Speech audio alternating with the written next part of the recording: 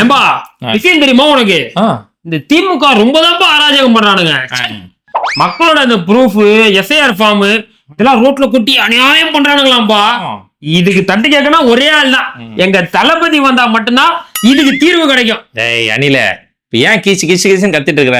என்னதான் நடந்தது? மக்கள் அவ்வளவு கஷ்டப்பட்டு அந்த எஸ்ஐஆர் ஃபார்ம் ஃபில் பண்ணி கொடுத்திருக்காங்க. அதை கோயில் வாசலே ரோட்லயும் கொட்டி வச்சிருக்கானுங்க. இருந்தாலும் இந்த திமுக ஆட்சியில அநியாயமும் அராஜகமும் நடக்குதுன்னு சொல்லி எங்க தளபதி சொல்றது தப்பே இல்லப்பா. அனில் குஞ்சே, அங்க என்ன நடந்தது தெரியுமா? இந்த சம்பவம் நடந்தது நாமக்கல் திருச்செங்குடு பகுதியில் இருக்கக்கூடிய குமரமங்கலம் அப்படிங்கிற ஏரியாவில் தான் இந்த சம்பவம் நடந்துச்சு. அங்க இருக்கக்கூடிய ஒரு பிஎல்ஏ அதிகாரி, ஒரு பெண் ஒருத்தவங்க, அவங்களோட ஃபார்ம் எல்லாம் கலெக்ட் பண்ணி முடிச்சுட்டு ஒரு கோயில் வாசல்ல உட்காந்து எல்லாத்தையும் சரி செய்யறாங்க. சரி செஞ்சு முடிச்சு அந்த பையை எடுத்துட்டு போய் கோயில் வாசல்ல வச்சுட்டு அவங்க பக்கத்துல ரெஸ்ட் ரூமுக்கு போறாங்க. இப்படி போன கேப்ல அந்த ஏரியாவை சேர்ந்த சில அதிமுகவை சேர்ந்தவங்க அந்த பையை எடுத்துட்டு வந்து கோவில் பகுதியிலையும் கோவிலோட வாசல்லையும் அந்த ஃபார்மை கொட்டி விட்டுட்டு அதை அவங்களே வீடியோ எடுத்து திமுக மேல பழி போடுறதுக்காக இப்படி ஒரு காரியம் செஞ்சாங்க.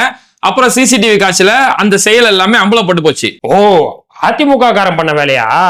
அதாவது பாய், இந்த பாஜக அதிமுக இவங்க எந்த தப்பு பண்ணாலும் அதை நாங்களும் சரி எங்க தலைவர் விஜயும் சரி வாயை திறந்து பேசவே மாட்டோம். ஏன்னா குத்துனது நண்பனா இருந்தா உதிரே போனாலும் வெளியே சொல்லக்கூடாது. புரியுதா நொன்னைங்களா? நீங்க இதுல மட்டுமா வாய் திறக்கல?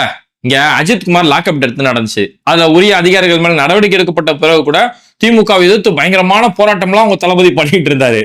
ஆனா இப்ப இன்னைக்கு நான் ஒரு உதாரணம் சொல்றேனே, இப்ப சில கிறிஸ்தவர்கள் விஜய் வந்து ஆதரிச்சுக்கிட்டு இருக்கிறாங்க. அந்த கிறிஸ்தவர்கள் பாதிக்கப்படும் போதாச்சும் விஜய் ஏதாவது ஒரு குரல் கொடுத்தாரா? மணிப்பூர்ல குக்கி கிறிஸ்தவர்கள் அவ்வளவு பாதிக்கப்படும் போதும் விஜய் வாய் திறந்து பேசல. இப்ப நம்ம இதெல்லாம் நான் பேசிட்டு இருக்கக்கூடிய இந்த நேரத்துல ராஜஸ்தான்ல 2 மிஷனரிகள் மதமாற்றம் பண்ணிட்டாங்க அப்படின்னு சொல்லி ஒரு பொய்யான குற்றச்சாட்டு சொல்லி 2 பேரை ஜாமீன்லயே வர முடியாத அளவுக்கு இன்னைக்கு கேஸ்ல போட்டு உள்ள தள்ளி வச்சிருக்காங்க. அதையும் விஜய் எதிர்த்து வாயை திறந்து பேசல. ஏன் இப்போ கொஞ்ச நாளைக்கு முன்னாடி கேரளாவை சேர்ந்த 2 கன்னியாஸ்திரிகள் சத்தீஸ்கர்ல அநியாயமா கைது செய்யப்பட்டு என்னைய வரைக்கும் அந்த கேஸை கொண்டு போய் அவ்வளவு அராஜகம் பண்ணாங்க. அதையும் விஜய் வாயை திறந்து பேசல.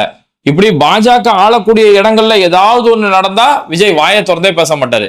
ஏன்னா ஏதாவது வாயை திறந்து பேசிட்டா சிபிஐ சீன் காட்டிடுவாங்கன்னு பயம்.